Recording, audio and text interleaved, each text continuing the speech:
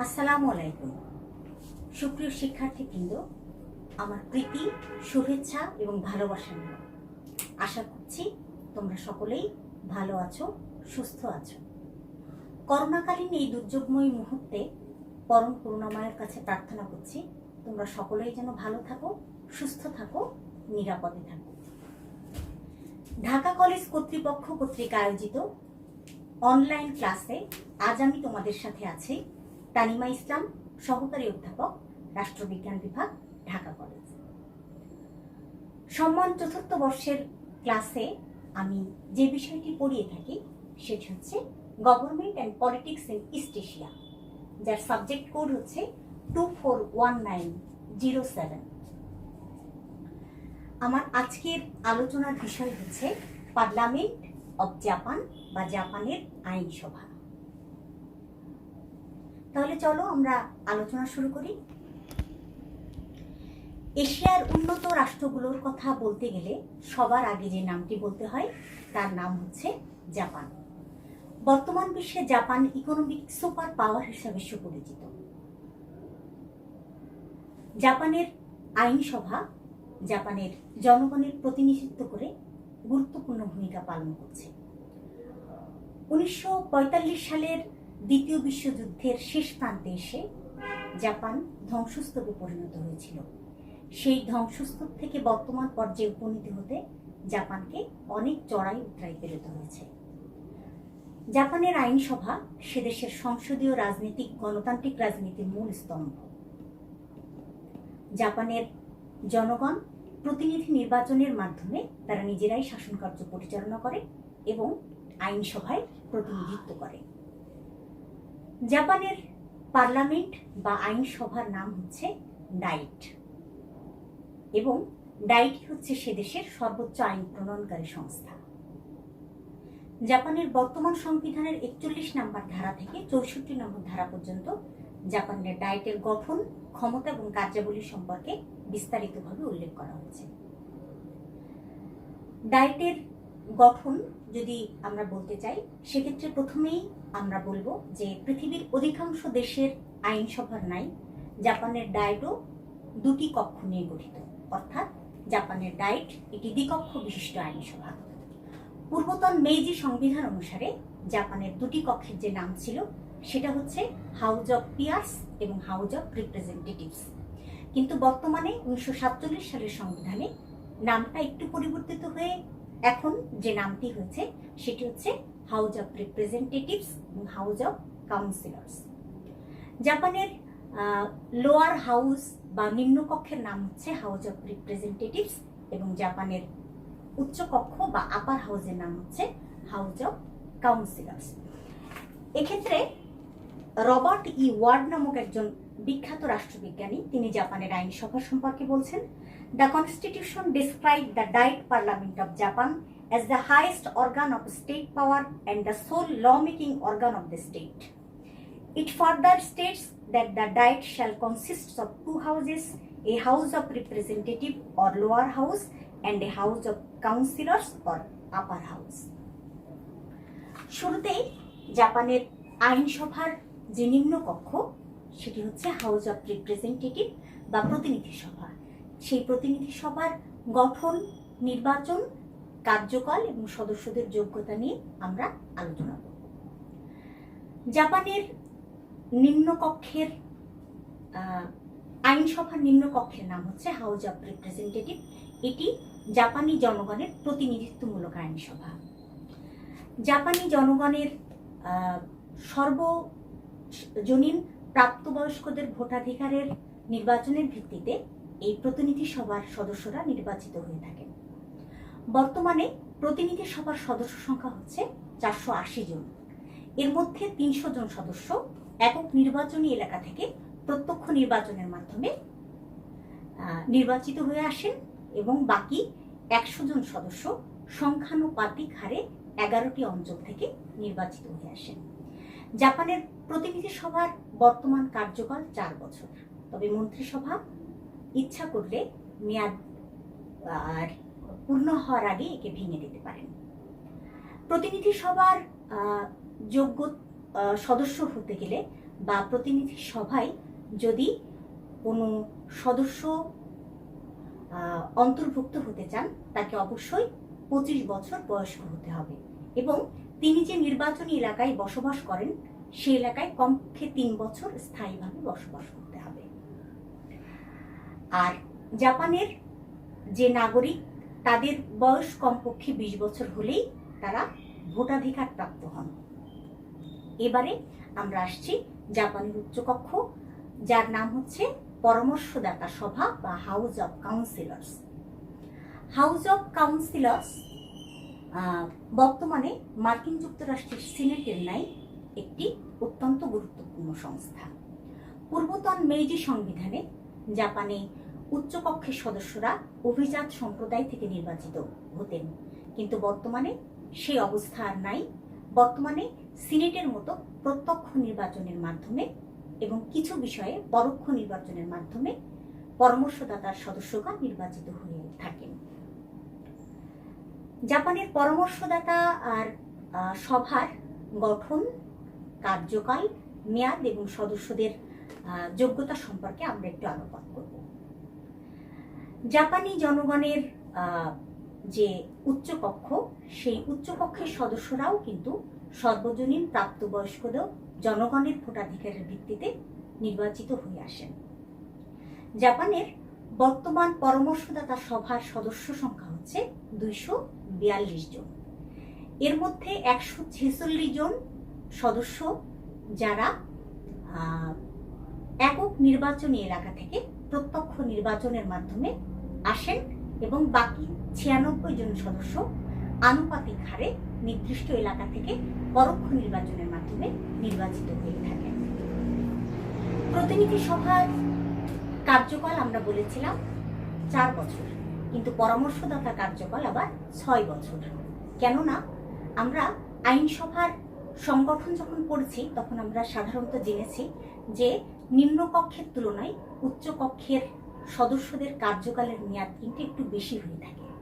সেক্ষেত্রে পরামর্শদাতার সভার কার্যকালের মেয়াদ হচ্ছে 6 বছর এবং প্রতি 3 বছর অন্তর অন্তর অর্ধেক সদস্য নির্বাচিত হন এবং বাকি 3 বছর বাকি সদস্য বা অপর সদস্যগণ পরবর্তী 3 বছরের জন্য নির্বাচিত হয়ে থাকেন। এবং পরামর্শদাতার সভার সদস্যদের যোগ্যতা কমপক্ষে 30 বছর বয়স হতে হবে, অর্থাৎ পরামর্শদাতা সভার সদস্য হতে গেলে কমপক্ষে তাকে অবশ্যই 30 বছর বয়সের অধিকারী জাপানি নাগরিক হতে হবে। এবারে আমরা আসছি ডায়েটের উভয় কক্ষের সদস্যদের বিশেষ সুযোগ সুবিধা সম্পর্কে। জাপানের ডায়েট সর্বোচ্চ আইন প্রণয়নকারী সংস্থা এবং ডায়েটের উভয় কক্ষের সদস্যগণই কিন্তু সরকার নির্ধারিত বার্ষিক পারিশ্রমিক এবং একই রকম সুযোগ সুবিধা ভোগ করেন। তবে তাদের যোগ্যতা কিন্তু অনেক বেশি। সেক্ষেত্রে দেখা যাচ্ছে যে কোনো অধিবেশনের পূর্বে যদি কোনো সদস্যকে গ্রেপ্তার করা হয়ে থাকে তবে অধিবেশন চলাকালে উক্ত পক্ষের পরামর্শক্রমে অধিবেশন চলাকালীন সময়ে তাকে মুক্তি দিতে হবে। এবং কোনো সদস্য জাপানের অধিবেশন চলাকালে কোনো বক্তৃতা দান, সভা সমিতিতে আলোচনা কিংবা কোনো ভোটাধিকারের ব্যাপারে বাইরে এসে কোনো ক্রমেই দায়ী থাকবেন না। অর্থাৎ অধিবেশন চলাকালীন সময়ে তারা অত্যন্ত গুরুত্বপূর্ণ ক্ষমতার অধিকারী। এবারে আমরা আসছি ডায়েটের অধিবেশন সম্পর্কে। মন্ত্রিসভার পরামর্শ এবং সম্মতিক্রমে জাপানের সম্রাট ডায়েটের অধিবেশন আহ্বান করেন।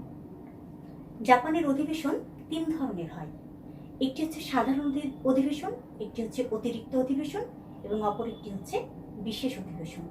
তবে বছরে একবার অবশ্যই সাধারণ অধিবেশন বসতে হবে।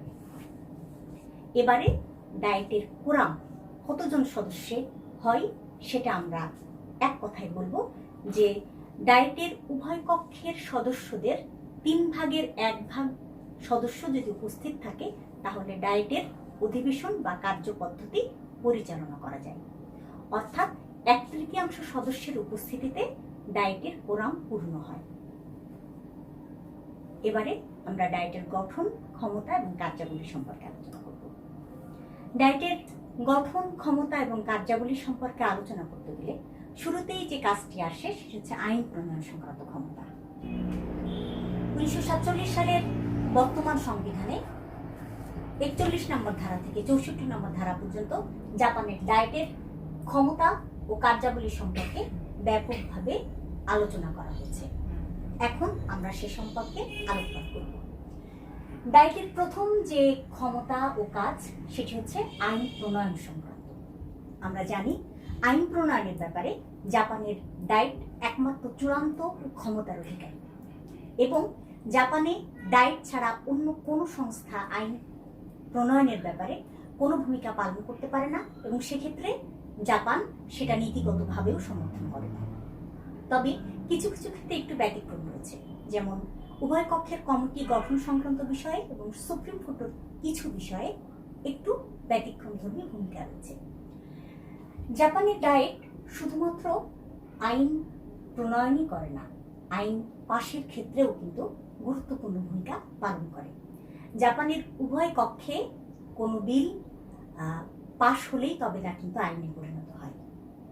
সংবিধানে উল্লেখ রয়েছে যে সাধারণ আইন প্রণয়নের বিষয়ে জাপানের উভয় পক্ষই সমান ক্ষমতা ভোগ করবে, কিন্তু বাস্তবে দেখা যায় যে আইন প্রণয়নের ক্ষেত্রে জাপানের উচ্চ কক্ষের চেয়ে নিম্ন কক্ষের ক্ষমতা অনেক বেশি এবং নিম্ন কক্ষের সিদ্ধান্তই চূড়ান্ত সিদ্ধান্ত বলে গৃহীত হয়।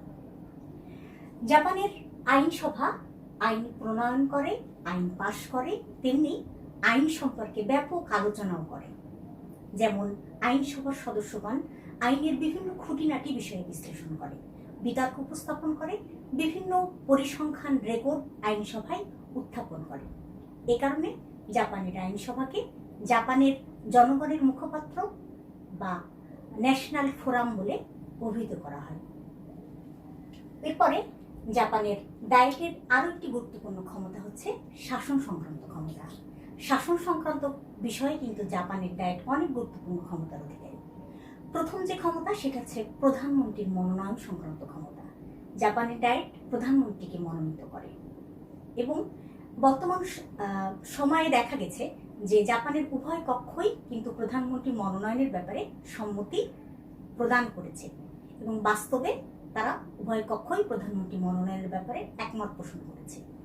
তবুও দেখা যাচ্ছে যে যদি প্রধানমন্ত্রী মনোনয়নের ক্ষেত্রে জাপানের উভয় কক্ষের মধ্যে কোনো মতৈক্য দেখা দেয়, সেক্ষেত্রে জাপানের নিম্ন কক্ষের সিদ্ধান্তই চূড়ান্ত বলে গণ্য হয় এবং 10 দিনের মধ্যে নিম্নকক্ষ প্রধানমন্ত্রীকে মনোনীত করেন। সুতরাং প্রধানমন্ত্রী মনোনয়নের ব্যাপারে জাপানের ডায়েট গুরুত্বপূর্ণ ভূমিকা পালন করে। শাসন সংক্রান্ত আরেকটি যে গুরুত্বপূর্ণ ক্ষমতা সেটি হচ্ছে মন্ত্রিসভাকে নিয়ন্ত্রণ এবং তদারকি এবং পরিচালনা করে। আমরা জানি যে সংসদীয় শাসন ব্যবস্থায় আইনসভা কাছে মন্ত্রিসভা তার সকল কাজের জন্য দায়ী থাকে।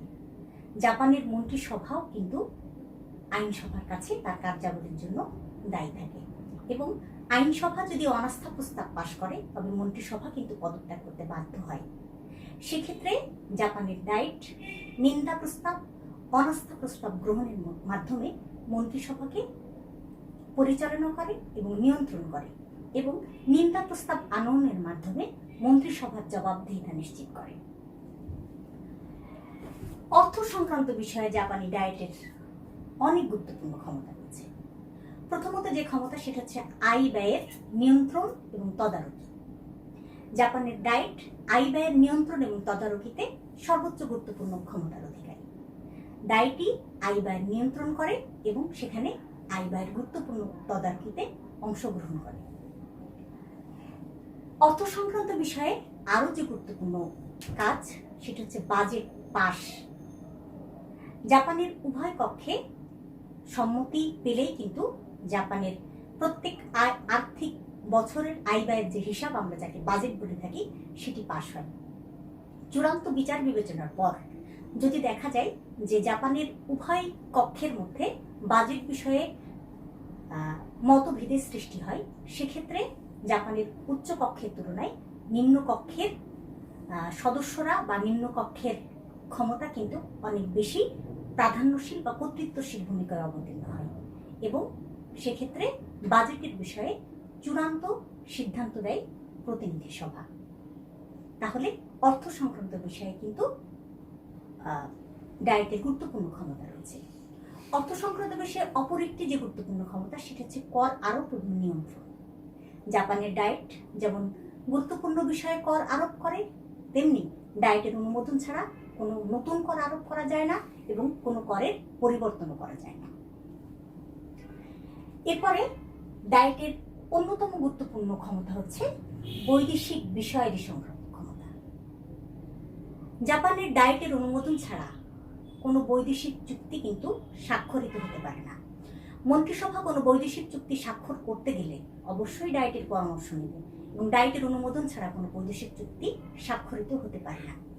এক্ষেত্রে বাজেট পাশের ক্ষেত্রে আমরা যে নিয়ম লক্ষ্য করেছি, অর্থাৎ যদি ডায়েটের উভয় কক্ষের মধ্যে বৈদেশিক চুক্তি সম্পাদনের বিষয়ে কোনো মতৈক্য না পৌঁছাতে পারে বা মতভেদ দেখা দিলে সেক্ষেত্রে প্রতিনিধি সভা বা লোয়ার হাউস উচ্চ কক্ষের তুলনায় বেশি ক্ষমতা ভোগ করেন এবং উচ্চ কক্ষের তুলনায় নিম্ন কক্ষের অধিক প্রাধান্যশীল বা কর্তৃত্বশীল ভূমিকা গ্রহণ করে এবং নিম্ন কক্ষের সিদ্ধান্তই চূড়ান্ত বলে বিবেচিত হয় এবং বৈদেশিক চুক্তি সম্পাদনের বিষয়েও কিন্তু নিম্ন কক্ষের ভূমিকা অত্যন্ত বেশি।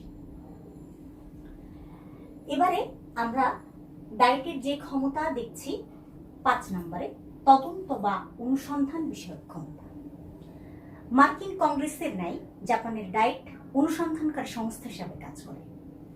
শাসন সংক্রান্ত বিভিন্ন বিষয়ে তদন্ত পরিচালনা করে, সাক্ষ্য গ্রহণ করে, সাক্ষীর তলব এবং রেকর্ডনামা উপস্থাপন করতে পারে ডায়েট এবং সরকারের কোনো শাসন সংক্রান্ত বিষয়ে দুর্নীতি যদি থেকে থাকে সেই দুর্নীতির বিষয়েও কিন্তু তদন্ত পরিচালনা করতে পারে ডায়েট এবং তদন্ত পরিচালনার পর বিভিন্ন লবি গ্রুপের মাধ্যমে ডায়েট সেই দুর্নীতির বিচারও করতে পারে।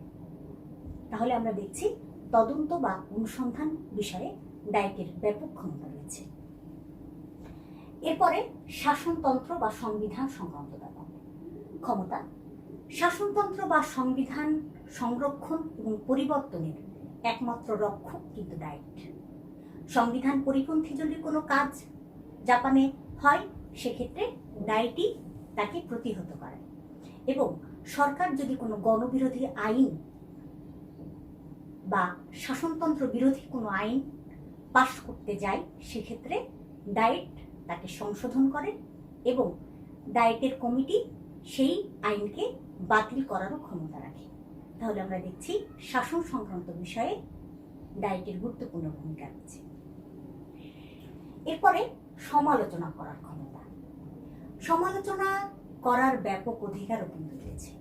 আমরা উপরোক্ত যে ক্ষমতা কার্যাবলী আমরা আলোচনা করেছি তার মধ্যে আমরা দেখেছি যে শাসন সংক্রান্ত বিষয়ে মন্ত্রিসভাকে অনাস্থা প্রস্তাব, নিন্দা প্রস্তাব, সমালোচনা প্রস্তাবের মাধ্যমে কিন্তু তদারকি করে।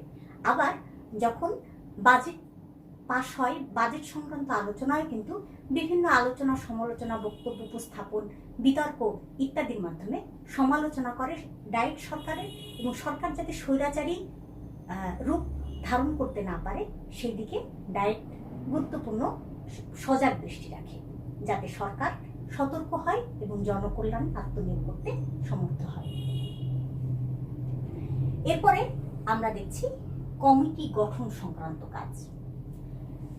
ডায়েটের অত্যন্ত গুরুত্বপূর্ণ একটি ক্ষমতা হচ্ছে কমিটি গঠন।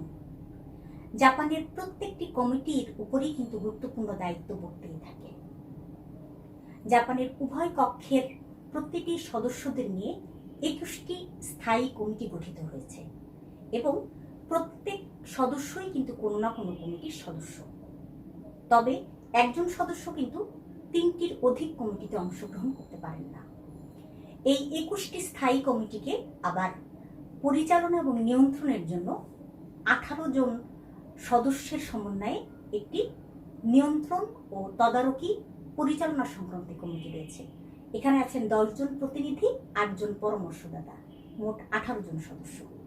তাহলে আমরা দেখছি যে কমিটি গঠন সংক্রান্ত বিষয়ে ডায়েট গুরুত্বপূর্ণ ভূমিকা পালন করে এবং ডায়েটের বিভিন্ন কমিটি বিভিন্ন গুরুত্বপূর্ণ দায়িত্ব পালন করার মাধ্যমে সরকারের ব্যাপক উন্নয়নমূলক কাজে ব্যাপৃত থাকে।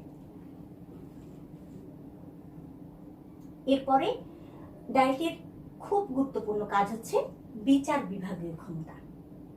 মার্কিন কংগ্রেসের ন্যায় ডায়েটের কিন্তু ব্যাপক বিচার বিভাগীয় ক্ষমতা রয়েছে এবং বিচারকদের নিয়োগ এবং অপসারণের ব্যাপারে ইমপিচমেন্ট কোর্ট বা অভিশংসন আদালত গঠন করে ডায়েট এবং ইমপিচমেন্ট কোর্ট বা অভিশংসন আদালত বিচারকদের অপসারণের ব্যাপারে যে সিদ্ধান্ত নেয় সেই সিদ্ধান্ত কিন্তু চূড়ান্ত বলে গণ্য হয়। তাহলে আমরা দেখছি যে বিচার বিভাগীয় ক্ষমতার ক্ষেত্রে ডায়েট ব্যাপক গুরুত্বপূর্ণ ক্ষমতার অধিকারী। এরপরে আমরা সর্বশেষ যে ক্ষমতা সেটা হচ্ছে সংবিধান সংশোধনের ক্ষমতা। সংবিধান যদি সংশোধন করতে হয় সেক্ষেত্রে জাপানি জনগণের 2/3 সদস্যদের সমর্থন প্রয়োজন হয়, অর্থাৎ উভয় কক্ষের সদস্যদের 3/2 সদস্যের সমর্থনে সংবিধান সংশোধন হয়ে থাকে এবং সদস্যরা সম্মতি প্রদানের পর জনগণের সামনে উপস্থাপিত হয়। জনগণ যখন সংখ্যাগরিষ্ঠ মতামত প্রদান করে তখনই কিন্তু সংবিধান সংশোধন হয়। উপরোক্ত আলোচনার প্রেক্ষিতে আমরা দেখছি যে আধুনিক গণতান্ত্রিক কার্য পরিচালনার ক্ষেত্রে ডায়েট গুরুত্বপূর্ণ ভূমিকা পালন করছে। আমরা জানি যে গণতান্ত্রিক ভাবধারাকে সমুন্নত রাখতে আইনসভার গুরুত্ব অপরিসীম। জাপানের আইনসভার উপরোক্ত ক্ষমতা বিশ্লেষণ করলে আমরা দেখতে পাচ্ছি যে শাসন সংক্রান্ত, আইন সংক্রান্ত, অর্থ সংক্রান্ত বিভিন্ন বিষয়ে ডায়েটের ক্ষমতা অপরিসীম। গণতান্ত্রিক ভাবধারা অক্ষুণ্ণ রাখতে যে কোনো দেশের জন্য আইনসভা গুরুত্বপূর্ণ ভূমিকা পালন করে, তেমনি ডায়েটও জাপানের গণতান্ত্রিক ভাবধারাকে অক্ষুণ্ণ রাখতে এক ঐতিহাসিক গুরুত্বপূর্ণ দায়িত্ব পালন করে আসছে। উপযুক্ত জনমত সৃষ্টি করে নাগরিকের অধিকার রক্ষায় ডায়েট গুরুত্বপূর্ণ ভূমিকা পালন করছে। ডায়েট তার গৌরবময় ঐতিহ্য অক্ষুণ্ণ রেখে তার উপর অর্পিত দায়িত্ব যথাযথভাবে সাফল্যের সাথে পালন করে জাপানকে একটি সুখী, সমৃদ্ধশালী এবং আধুনিক রাষ্ট্রে পরিণত করেছে। আজকের আলোচনা থেকে আমরা বাড়িতে যে বিষয়টি অধ্যয়ন করব সেটি হচ্ছে জাপানের বর্তমান ডায়েটের গঠন, ক্ষমতা এবং কার্যাবলী আলোচনা করব। সংক্ষিপ্ত প্রশ্ন যদি হয় তাহলে সেক্ষেত্রে এমন আসতে পারে যে ডায়েটের গঠন সম্পর্কে সংক্ষেপে আলোচনা করো, আর বড় প্রশ্ন যদি হয় তাহলে সেখান থেকে আসতে পারে যে আধুনিক ডায়েটের গঠন, ক্ষমতা ও কার্যাবলী আলোচনা করো। আজকের আলোচনা থেকে তোমরা কতটুকু উপকৃত হয়েছ আমি জানি না, তবে আমি চেষ্টা করেছি তোমাদের জন্য আন্তরিকতা সহকারে বোঝাতে যে তোমরা যাতে সহজেই বাড়িতে অধ্যয়ন করে জাপানের পার্লামেন্ট সম্পর্কে বা ডায়েট সম্পর্কে বুঝতে পারো, জানতে পারো। আমরা বর্তমানে যে একটি দুর্যোগ এবং সময় পার করছি, সেই সময় সবসময় থাকবে না। আমরা আশা করছি ভবিষ্যতে আমরা আবার ক্লাসরুমে ফিরে যাব, আমরা সুস্থ সুন্দরভাবে ক্লাস করব, আমরা সেই প্রত্যাশা রাখছি এবং আজকের মতো এখানেই বিদায় নিচ্ছি। আল্লাহ হাফেজ।